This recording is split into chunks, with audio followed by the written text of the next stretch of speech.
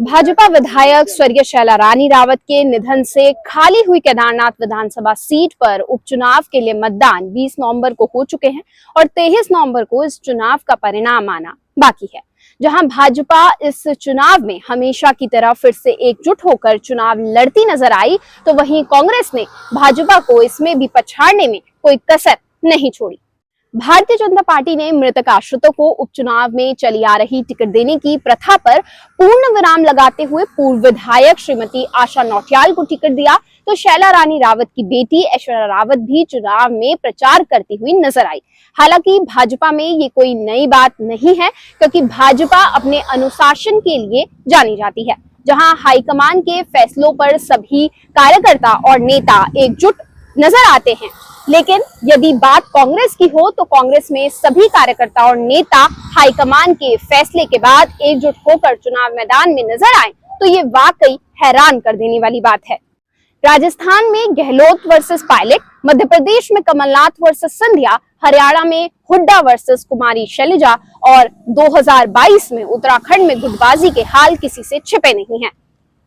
कांग्रेस और भाजपा में ये सबसे बड़ा फर्क है। भाजपा के नेता संगठन और संगठन के आदेश को सर्वोपरि मानते हैं, जबकि कांग्रेस के कुछ नेता अपने आप को संगठन से ऊपर मान लेते हैं।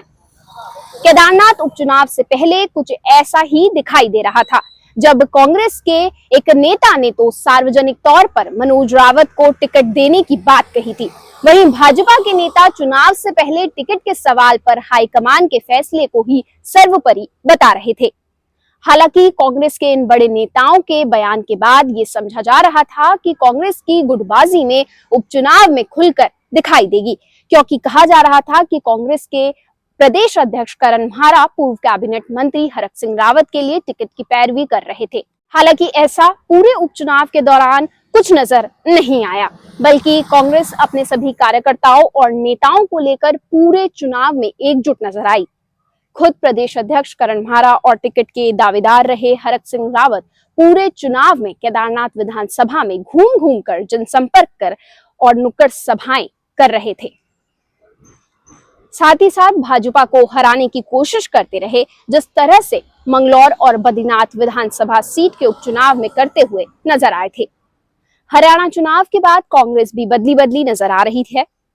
उत्तराखंड कांग्रेस की प्रभारी कुमारी शैलजा हरियाणा से आती है और हरियाणा में चुनाव से पहले पूर्व बहुमत की सरकार बनाती हुई कांग्रेस की हार के लिए कहा गया कि कुमारी शैलजा जैसी नेताओं की मुख्यमंत्री पद की महत्वाकांक्षा ने कांग्रेस को चुनाव हराने में अहम भूमिका निभाई, जबकि सभी सर्वे और अनुमान कांग्रेस पार्टी के पक्ष में थे।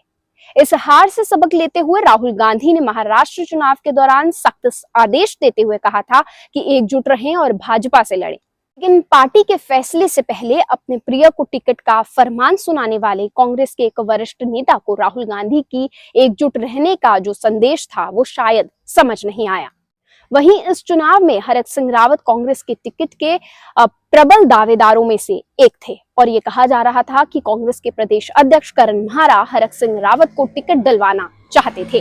लेकिन गणेश गोदियाल गुट के मनोज रावत को टिकट हो जाने के बाद भी हरक सिंह रावत और करण म्हारा पूरे उपचुनाव में कांग्रेस को जिताने के लिए ग्राउंड पर मेहनत करते हुए नजर आए। हार और जीत का फैसला तो 23 नवंबर को परिणाम आने के बाद ही होगा, लेकिन केदारनाथ उपचुनाव से एक बड़ा फायदा जो कांग्रेस को पहुंचा है, वो है एकजुट होने का संदेश पूरे प्रदेश में गया है। शायद आने वाले चुनाव में ये कांग्रेस को और भी जगह फायदा दिला सकता है।